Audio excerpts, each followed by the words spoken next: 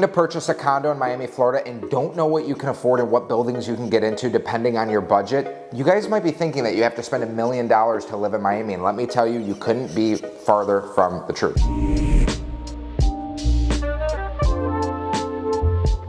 Let me just tell you guys right now, if you have a budget of $380,000 to $600,000, this is what you can afford. You could be in the Elucid Condominiums building, which is a newly constructed townhouse style development.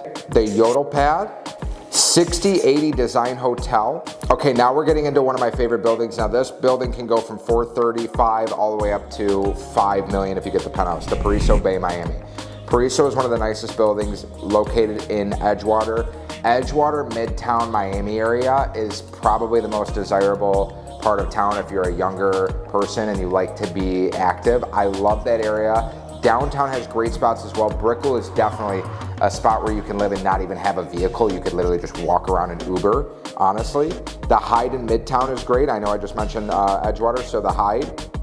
And then the Amelia in Edgewater as well. Another beautiful building for $485,000 and up is Aria on the Bay.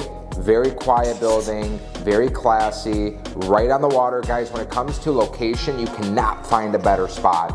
You're 15 minutes to the Miami airport, maybe even less if there's not that much traffic. You're 10 minutes to South Beach. You're probably not even 10 minutes to Fontainebleau. You have the arenas, the port, Brickell, Bell Harbor. I think everything that I just mentioned, you would struggle to maybe get there in more than 20 minutes. I think with moderate traffic, 20 minutes is the maximum. And also, the last place at $500,000 is the Canva condos. Okay, now from $600,000 to $1 million, this is what you can afford here in Miami. You can go to the Quadro residence, which is a very Airbnb short-term friendly building. If you're an investor, that's a great place to start for under $700,000. My favorite building that I can speak so much on, that I've actually lived there for quite some time, was Paramount Miami World Center. I've done almost 4 deals there now, 3 of which have been off market. One has been for an athlete, it was a cash deal. Another was for a rental, and the other one was for a rental as well in the same building the same unit that I sold to my investor. So I was able to put the tenant in there and then have that tenant start paying my new investor.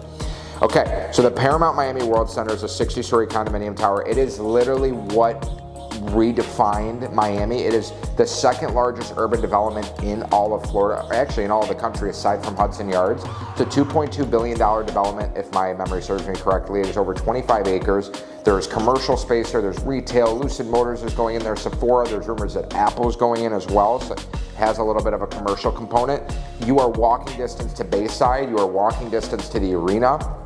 And again, you are pretty much the same location and length of going to South Beach, Miami Airport, I-95, Brickell. You're 10 to 15 minutes away from everything that I just mentioned. It has over 40 amenities. There's 4 pools, a rooftop pool. Actually, there's 6 pools. God, there's a lot of pools at Paramount. Anyways, if you're a younger person, there's retired athletes there, there's active athletes there, there's rappers, there's a very young influencer environment there as well. I know I spoke very quickly on every other building. It's because I know this building like the back of my hand. Now let's shift over to the Casa Bella residences. The Casa Bella can go starting at $704,000 and up. Very European luxury feel. Okay, now let's go over to 1030 South Beach from $750,000 and up. This is a very nice luxury condo within walking distance of all the nice shops down in Miami. You're by the Satai, you're by South Beach, Joe Stone Crab, Carbone. Again, the Paraiso Bay, $750,000 and up. Now let's say you have a budget of $800,000 to $1 million. We could go to Diesel and Wynwood. We could go to Ocon Towers, which is not developed yet, but it's over 60% sold out as of December 20th, 2022. There is a hotel component and there is also a resident component there. So you get to have the benefits of, room service and everything else. And you can also Airbnb this property and have, I believe it is Hilton as your manager or management who would be helping facilitate the cleaning and management of the Airbnb. Again, Aria on the Bay, if you have $1 million and up budget, you can go to Aria, you can go to Paraiso, you can go to Paramount. There's a few different places you could go. There's many more places you could go. But let's just say you have the $7 million and up range, you are an absolute baller and you want a very quiet, classy, luxurious boutique development, you can go to the Ritz Carlton in Miami Beach. Only 111 condos there. It's very boutique.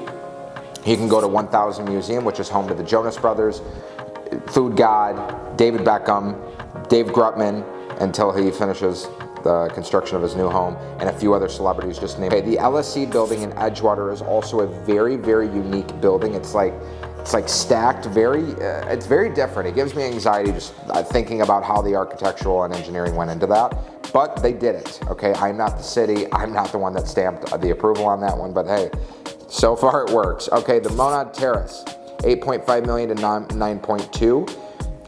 This is a 59 unit development in South Beach. Again, a very boutique development. I don't believe it's constructed yet.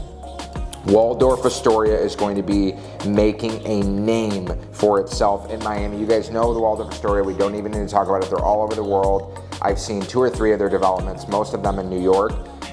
But I believe over 70% of the building is sold out. Now, let's talk about 57 Ocean. 57 Ocean from 9.5 million and up. Very, very, very boutique. Only 71 units here. Not fully completed yet. I believe over 40% sold out. These new developments, guys, let me just pause really quickly and just talk about, if you're buying in Miami right now, specifically downtown, you're buying at maybe 700 and 900 bucks a square foot, depending on a 2-bedroom, 3-bedroom, 4-bedroom that you're getting. The new developments, the Baccarat and Brickell, the Aston Martin building in downtown Miami, the Waldorf Astoria, these developments are asking 1,500 to 1,800 bucks on average a square foot. With that being said, if you go into a building like Paramount or something that's already downtown, mind you, side note, the 11 residences, not even constructed yet, completely sold out. The Legacy development, the same developer who did Paramount, their development completely sold out. These are within walking distances of the buildings that I'm mentioning. Supply and demand here, there is not enough supply at all to keep up with the demand of everybody flowing to Miami. You guys see how many people from venture capital firms, PE firms, Citadel, all these people are migrating at rapid pace here. And the robust growth is surging the appreciation of Miami real estate.